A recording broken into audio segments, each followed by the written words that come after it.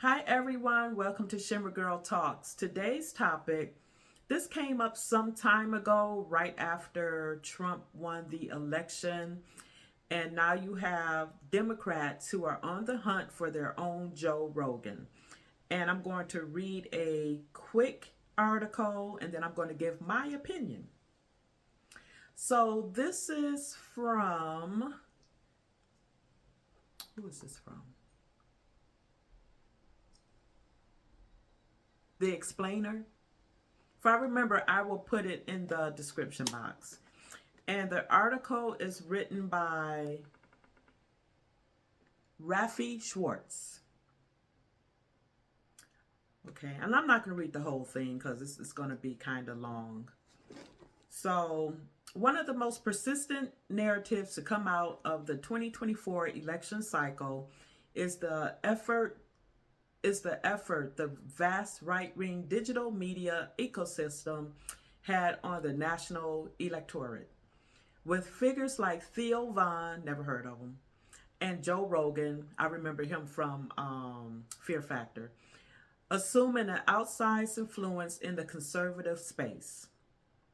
As Democrats plot a return from the electoral wilderness, a growing chorus of party figures has begun to push for a liberal-leaning alternative to the right's digital dominance.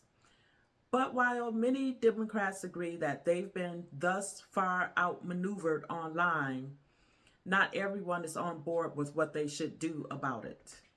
I'm going to leave it at that. And I totally disagree with them saying that the Republicans have a digital dominance. That's not how I feel.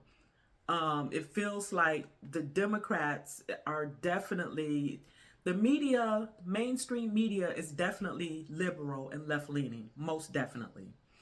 So from what I heard is whoever these think tank people are, they want to spend $20 million to find their own Joe Rogan. And my understanding, Joe Rogan was a liberal Democrat at one point. So what happened? I'm not going to go into what happened. He's either independent or he's leans a little bit towards conservatism. I don't know. But $20 million when all you have to do is go online and read people's comments who are in the conservative space. And let me retract or go back. Not retract, but go back. To say that conservatives have a strong digital dominance, that's a whole joke. If you are a conservative, you already know that your voice is suppressed and tried to be silenced. They need to be honest with that. So, but if the Democrats truly want their own Joe Rogan, here's the thing. One reason I feel that the Democrats are losing a lot of their young males is because men are looking for spaces where they can be men. They don't want to be told that they're toxic and dangerous. The Democratic Party is largely feminist, in my opinion. That includes the males. And you had the men like Obama and some of the other black elites talking down on black men for not wanting to support Harris. They still had 78% of black male votes. You can't talk down to men and not expect some sort of pushback. And one reason why, I'm going to be kind of all over the place, but one reason why men like Donald Trump, Kevin Samuels, Andrew Tate, because I heard his name mentioned on the news the other day when they were talking about we need to find our own Joe Rogan type of persona. Those men tend to be more alpha. They come off as alpha. They don't care about your feelings. They're going to say what they say and they're going to mean what they say. Now, that doesn't mean that they don't have compassion for people. I do believe, well, Kevin Samuels has passed away now, but I've seen some of his videos where he was compassionate to some of the women that he talked to. But I'm going ahead of myself, I think. But the reason why, like I said, Donald Trump, the Kevin Samuels, the Joe Rogans, the Andrew Tates, they appeal to men because the Democratic Party, in my opinion, are trying to suppress who men are. And not only are they trying to suppress it, they're also telling men that they're toxic. And I'm not a man, but I'm pretty sure if somebody was constantly telling me that I was toxic, and I look in the mirror and I'm like, but I'm not a toxic person. Why are they calling me toxic? And then you had Hillary Clinton calling conservatives in general deplorables. So you talk down on the people, and then you're wondering why you're losing people in droves. And then you have that Tim Walz person who ran with Harris.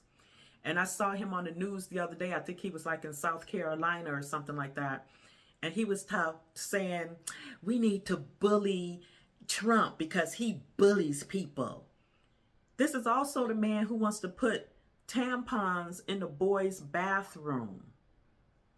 And another thing that the Democrats do is they are telling heterosexual males that if they're not into trans women, that they are a phobe, some type of a phobe. You're transphobe. They have this one young lady here, I'll put her picture there, who they call themselves wanting to bring in, male supporters back to the Democratic Party.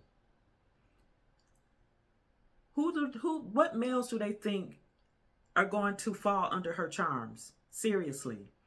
And she is a pro-deletion of baby advocate. So the Democrats, I don't know why y'all don't understand why you're not reaching people. If you really, truly, truly wanted to reach people, you would go into the conservative spaces to see what people are saying, because they're telling you online. They're telling you exactly.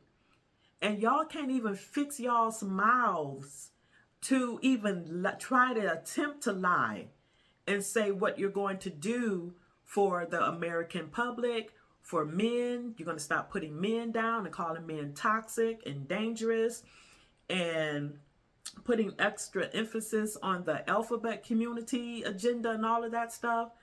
Until y'all can figure out how to dial back on that, you're going to keep on losing young men.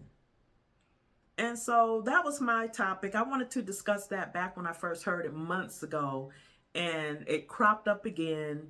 So I said, let me just chime in really quick, and that's what I did. And I'll talk to you later. Bye.